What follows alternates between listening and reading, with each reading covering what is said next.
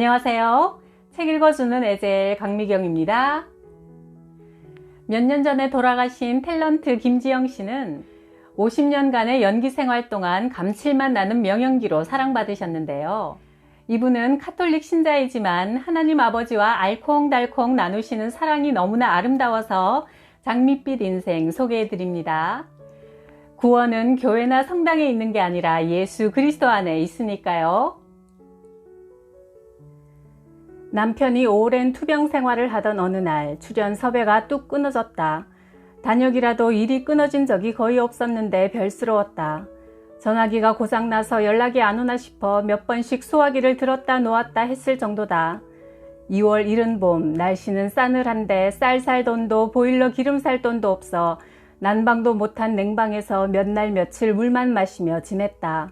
날은 추운데 먹는 게 없으니 살이 덜덜 떨리다 못해 뼛속까지 추위가 밀려왔다. 추운 부엌에 선 채 오들오들 떨며 냉수를 들이키자니 너무나 춥고 힘이 들었다. 대체 나는 왜 평생 배를 골며 살아야 하나? 억지로 물을 많이 마셔본 사람은 알 것이다. 목구멍에 물이 걸리면서 비릿한 냄새가 올라오고 그 냄새가 배고픈 만큼이나 참기 힘들다는 것을. 내 신세가 정말 서럽다는 생각이 들어 눈물이 하염없이 쏟아졌다. 울다가 기도하고 어깨를 들썩이며 눈물 닦고 또 기도하고 그러다가 어느 순간 꽥 소리가 터져나왔다. 하나님 왜요? 왜 이렇게 힘듭니까? 왜요? 왜? 하나님도 아시다시피 해방 후에 6.25 피난 중에 또 40대까지 제가 얼마나 배골고 살았는지 당신은 잘 아시잖아요. 그런데 이 나이에 또 굶어야 돼요? 다른 사람은 다 예뻐하면서 왜 저만 미워하세요? 왜요? 왜? 대체 왜 그러세요? 그렇지만 아무리 저를 미워해보세요. 저는 당신 안 떠나요. 안 떠나. 죽어도 살아도 당신 곁에 있을 거예요. 절대 안 떠날 거라고요. 얼마나 그렇게 억지때를 썼는지 모르겠다. 울다 지쳐 설핏 잠이 들려고 하는데 갑자기 하늘에서 휘황찬란한 빛이 천장을 뚫고 쏟아져 내렸다. 어머나, 이게 뭐야? 깜짝 놀란 내가 몸을 일으킬 사이도 없이 예수님이 내 몸 안으로 쑥 들어오셨다. 너무나 황송하고 놀라워 벌떡 일어나 앉아 주님, 이럴 때 어떻게 해야 하는지 잘 모르겠지만 무조건 감사해요. 감사드립니다. 감사해요. 수없이 고개를 숙이며 감사 기도를 드렸다. 세상이 환해지면서 마음속에서 기쁨이 샘솟았다. 하나님, 진짜로 감사해요. 예수님이 고난받고 돌아가시면서 저의 모든 죄를 씻어주신 덕분에 제가 이날 이때까지 살아있으니 무한정 감사드립니다. 하나님께서 그동안 저를 지켜주시고 위험에서 구해주시지 않았다면 제가 어찌 됐을까요? 주님이 저와 함께 계시니 저는 앞으로 주님만 의지하고 아무 걱정 없이 살겠습니다. 입에서 저절로 나오는 감사 기도를 드리고 찬송을 부르자니 구름 위를 밟으며 두둥실 하늘을 떠가는 것처럼 황홀했다. 그날부터 냉수가 어쩌면 그렇게 달고 맛있는지 물만 마셔도 배가 부르고 행복했다. 아침에 일어나면 창문을 활짝 열어젖히고 찬송을 크게 틀어놓고 출근하는 이웃 사람들에게 인사했다. 안녕하시죠? 잘 다녀오세요. 오늘 하루 행복하시길 빕니다. 밥상에 냉수 한 그릇 올려놓고 감사기도 드리고 아침 식사를 할 때도 얼마나 감사하고 기쁜지 몰랐다. 한 모금 한 모금이 너무 맛있어서 한꺼번에 들이키지 않고 몇 모금씩 천천히 나누어 마셨다. 인간의 이치로야 간이 하나도 안 된 맹물에서 무슨 맛이 나겠는가마는 예수님께서 축복하신 생명의 물에서는 달콤 새콤 온갖 맛이 다 났다. 그리고 아빠 하나님, 구주 예수님이 너무너무 사랑스러웠다. 물 한 모금 마시고 예수님 사랑해요. 방을 오가다가도 예수님 사랑해요 소리가 절로 나왔다. 냉기 서린 방도 더 이상 춥지 않았다. 주님, 이제 그만 잘게요. 안녕히 주무세요. 하나님 사랑의 단맛은 그 무엇과도 비교가 안 되는 참 희한하고도 오묘한 맛이었다. 그러던 어느 날 기도를 하는데 하나님께서 얘야 하고 부르셨다. 네, 아버지 말씀하세요. 어떤 부녀 사이가 그토록 정다울까? 이제 곧 너한테 작품이 들어올 거다. 네? 아버지, 어디서요? 주님께서 여의도에 있는 방송국 가운데 KBS 쪽을 가리켰다. 아이고 아버지, 저 KBS에는 가본 적이 없어서 아는 사람이 하나도 없는데요. 비록 단역일망정 지금까지 연기 못한다는 소리는 못 들어봤는데 저도 이제 남들과 어깨를 겨루면서 빛 좀 볼 수 있게 해주세요. 허허, 그러자꾸나. 그리고 아버지 10년만 계속 일할 수 있게 해주세요. 그리고 광고도 좀 하게 해주시면 안 될까요?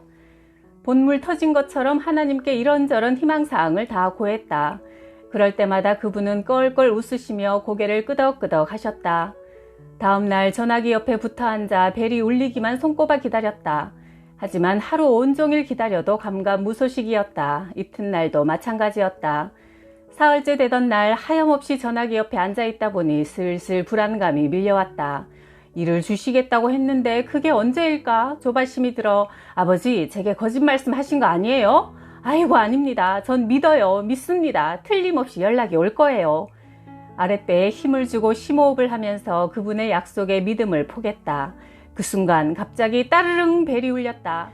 여기는 KBS TV 울밑에선 봉선화 팀인데요. 같이 일할 수 있나 해서 전화드렸어요. 시간 되시나요? 그럼요. 할 수 있고 말고요. 언제 어디로 가면 됩니까? 아는 사람이라곤 단 한 명도 없는 KBS에서 생전 처음으로 출연 섭외가 들어온 것이다.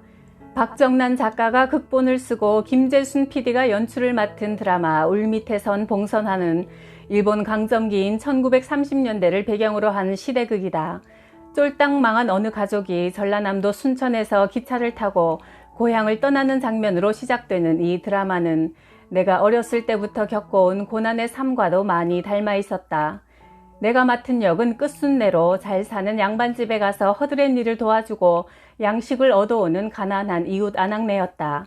양반집 며느리가 시어머니한테 온갖 구박을 받는데 기세 등등한 시어머니한테 그러지 말라고 말할 사람이 하나도 없다.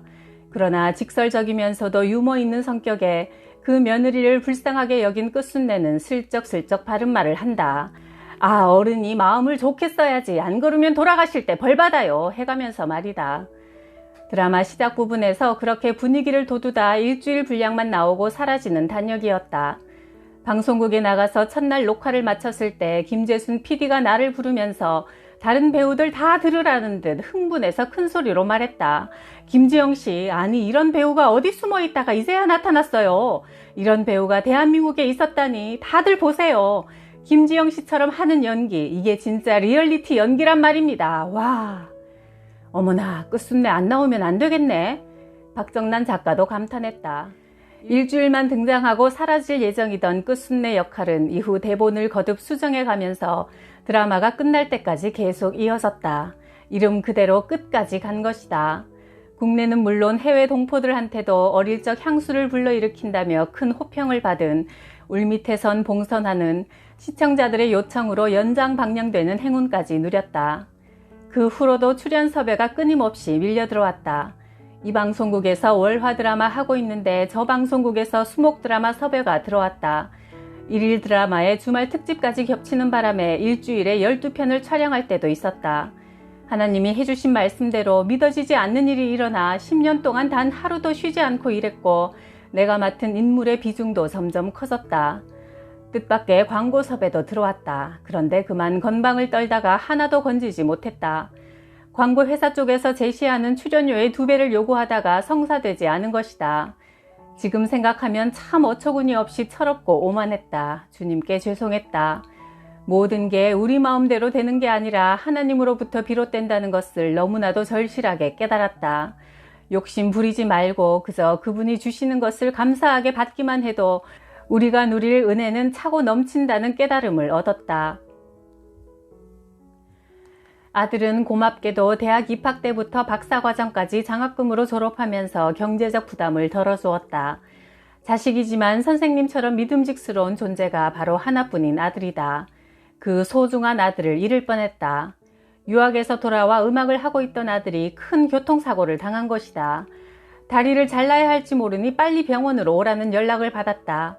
이제껏 살면서 한두 번 벌렁거린 가슴이 아니지만 그때는 입고 있던 우도자락이 들썩일 정도로 격하게 요동쳤다. 의사가 말했다. 한두 곳이 뚝 부러진 게 아니라 조각조각 부서져 으스러졌기 때문에 작은 뼈 조각을 다 찾아서 잊지 못하면 살이 썩어 다리를 절단해야 합니다. 게다가 수술하려면 마취를 꽤 오랫동안 해야 하는데 환자의 심장이 약해서 마취를 제대로 견뎌낼지 장담할 수가 없습니다. 그렇다고 수술을 안 하면 결국 죽게 될 것이니 지금으로선 모험을 할 수밖에 없습니다. 수술 도중 안 좋은 일이 생길 수도 있고 마취로 인해 깨어나지 못할 수도 있으므로 이 일을 제기하지 않겠다는 동의서를 내밀었다. 나는 잠깐만요 외치고는 불이 나게 택시를 잡아타고 집으로 돌아가 하나님께 간절히 기도했다. 아버지도 아시다시피 제 일생의 재산이라고는 아들 하나뿐입니다. 어떻게 해요? 이렇게 해도 죽을 수 있다, 저렇게 해도 죽을 수 있다면서 의사가 수술 동의서에 사인하라는데 어쩌면 좋아요? 그 순간 갑자기 시야가 확 열리면서 환상이 보였다. 어떤 사람이 누워있고 사람들이 주위를 빙 둘러싼 채 살피고 있는데 누워있는 사람의 얼굴을 보니 바로 아들이었다. 그런데 예수님이 나타나셔서 두 팔로 아들을 콱 감싸 안으셨다. 그러자 얼마나 고맙고 안심이 되는지 울음이 확 터졌다. 아이고 아버지 감사합니다. 불이 나게 병원으로 달려가 말했다. 수술 동의서 이리 주세요. 사인할게요. 마치 복권에라도 당첨된 것처럼 싱글벙글 웃으며 동의서에 서명했다. 아들이 실려 들어간 수술실로 의사들이 계속 들락거리며 자기들끼리 하는 말이 문 밖으로 새어나왔다. 이거 아주 희귀한 수술이래. 교수님이 다들 연구자료로 지켜보라고 해서 하던 일 미뤄두고 달려왔어. 뼈가 조각조각 난 걸 이어붙이든가 다리를 자르든가 해야 되는데 심장이 약해서 마취가 걱정이래. 수술은 12시간이나 걸렸다. 마침내 수술실 문이 열리면서 의사들이 우르르 몰려 나왔다. 와, 굉장했어. 좋은 구경했는걸. 젊은 의사들이 웅성웅성 걸어 나오는 사이로 얼굴이 발그레한 담당 교수가 웃으며 다가왔다. 이건 기적이에요, 기적. 구석구석 파묻혀 있는 조각난 뼈를 하나하나 찾아내서 큰 뼈 제자리에 이어붙이는데 말이죠. 뼈 조각이 이따만하게 크게 보여 핀셋으로 집어서 붙이고 나면 다시 요만해지고 다른 쪽에서 큰 걸 찾아 붙이고 난 다음 다시 보면 작은 거고 아무튼 가루 하나 안 남기고 다 찾아내서 붙였습니다. 마취도 2번이나 더 연장했지만 심장에도 별 이상 없으니 잘 회복될 겁니다. 얼굴 가득 웃음을 띠고 자랑스러운 듯 수술 과정을 설명하는 의사를 보면서 나는 속으로 웃었다. 이 양반아, 그거 당신들 실력으로 다 한 게 아닐세. 하나님께서 요만한 게 이따만하게 크게 잘 보이도록 도와주신 거야. 예수님이 안아주셨던 그 아들은 멀쩡히 다 나아서 지금은 뛰어다닌다. 집으로 가는 골목에 점집이 하나 있었다. 오가는 길에 그 집을 볼 때마다 영 꺼림칙했다. 어느 날 촬영장으로 가기 위해 서둘러 걸음을 옮기고 있었다. 점집 앞을 지나가는데 누가 발목을 탁 걷어차는 것 같았다. 앞으로 몸이 확 쏠리면서 넘어지고 말았다. 마치 온몸으로 점프라도 하듯 붕 뜨면서 팍 고꾸라졌다. 앞가슴이 땅바닥에 부딪히며 숨이 턱 막혔다. 하늘에 계신 우리 아버지의 이름이 거룩히 여김을 받으시며 아버지의 나라가 임하시며 아버지의 뜻이 하늘에서와 같이. 주기도를 하는 사이에 막혔던 숨이 터졌다. 아픈 가슴을 쓰다듬고 있는데 뒤에서 웬 남자가 황급히 다가와 몸을 일으켜주며 아니 아주머니, 길에 돌멩이도 하나 없는데 왜 그렇게 고꾸라지듯 넘어지세요? 어휴, 무릎에서 피가 나네. 이 손수건으로 좀 닦으세요 하며 어이없사했다. 그때서야 사방을 살펴보니 길에 돌멩이 하나 없이 깨끗했다. 그런데 누가 내 발목을 걷어찼을까? 저 점집에 둥지를 튼 귀신이 그랬구만. 그래, 이 마귀야, 네가 암만 그래봐라. 내가 죽나. 설사 네가 내 육신은 가져가도 내 영혼은 못 뺏어간다. 어디 해볼 테면 해봐라, 이 귀신아. 그게 끝이 아니었다. 며칠 후 이른 새벽에 집을 나섰는데 바로 그 근처에서 또 넘어졌다. 발목이 삐었는지 금세 퉁퉁 부어올랐다. 한방병원에 가서 침을 맞았다. 그 후로 그 점집 앞을 지나칠 때마다 나는 어디 그래봐라, 내가 너한테 지나. 아무리 네가 나를 골탕 먹여도 난 하나님 곁을 안 떠난다. 안 떠나. 너 하나님께 혼나려면 계속 까불어라 이놈 하고 다짐하면서 을러댔다. 그 후 점집은 결국 없어졌다. 골목 앞길이 큰 길로 확장되면서 점집 자리도 도로 부지로 편입된 것이다. 급박한 일을 겪을 때마다 내 입에서는 주님의 기도가 저절로 흘러나온다. 연달아 하나님을 체험하면서 아, 기도하면 되는구나 하는 확실한 믿음이 생겼다.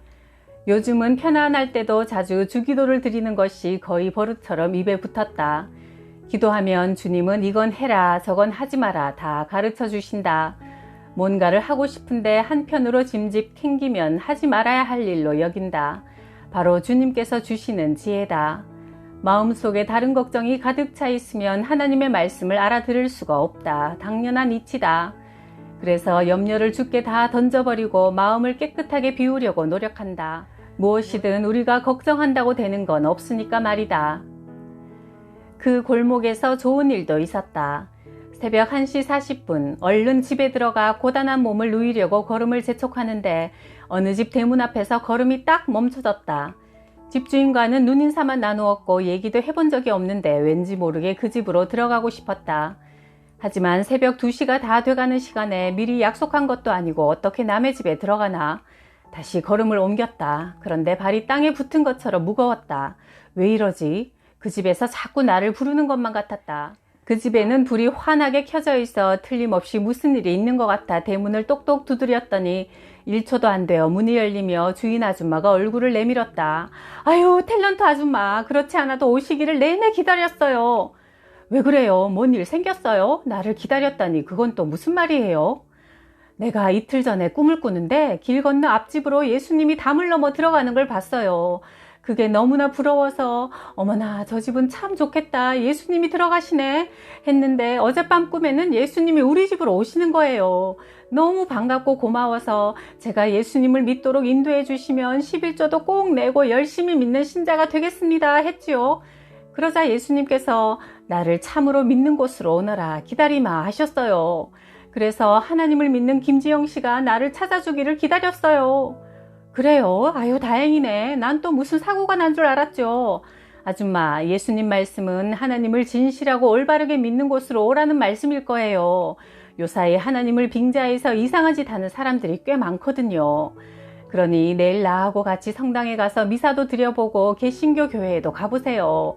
어디가 하나님을 참으로 잘 믿는 곳인지 판단을 해서 그곳에 다니세요. 아줌만 좋겠다. 꿈에 예수님한테 초대도 받고.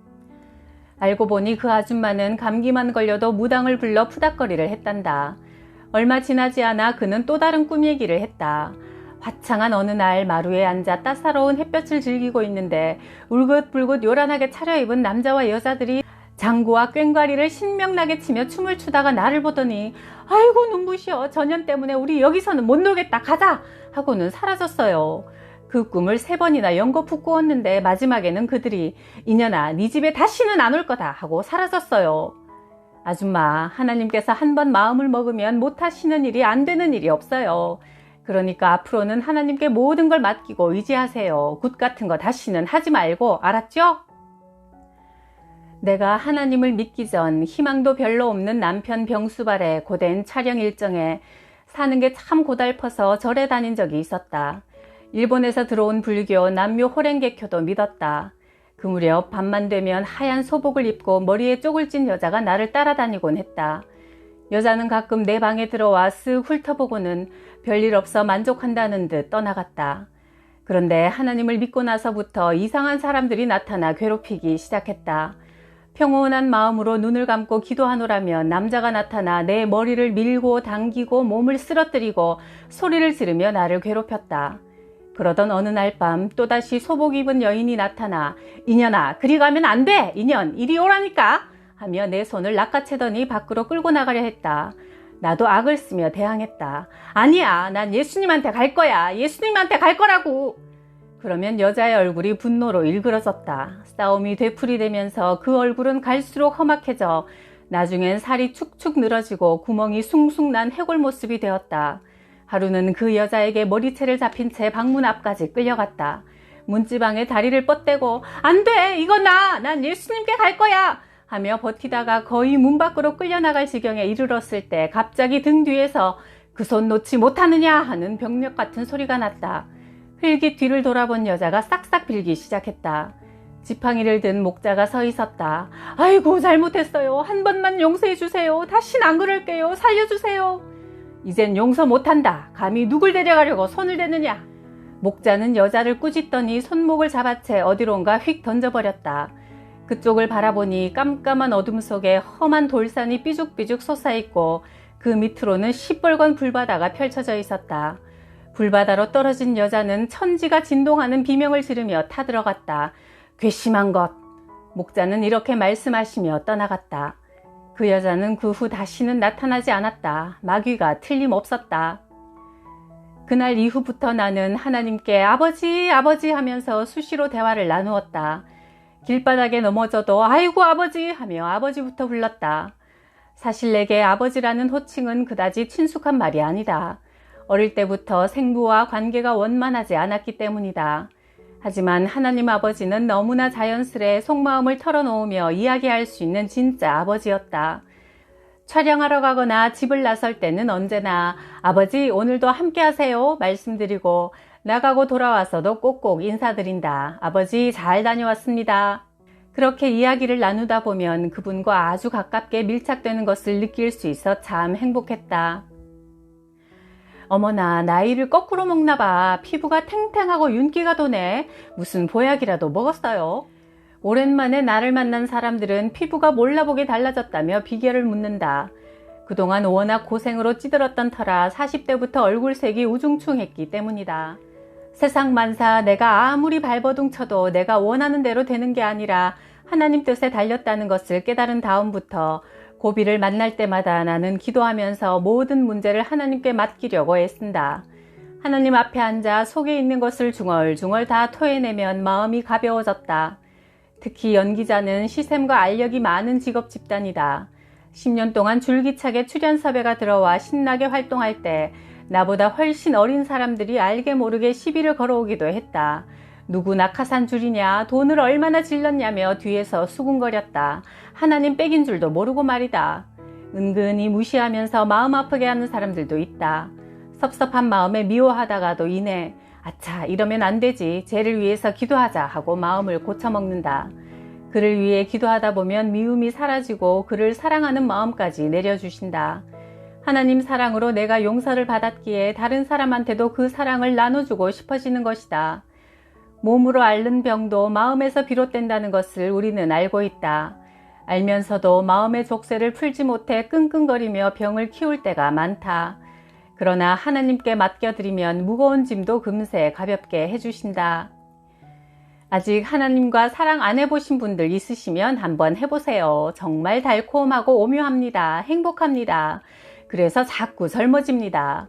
사람과의 사랑이 아무리 진해도 비교가 안 돼요. 정말 꿀물같이 달콤하다니까요. 김지영 씨는 지금 천국에서 그토록 사랑하던 하나님을 모시고 장밋빛 인생을 살고 계시겠네요. 우리도 하나님 아버지 모시고 알콩달콩 장밋빛 인생을 살아갑시다. 구독, 좋아요, 댓글 덕분에 행복합니다. 감사해요.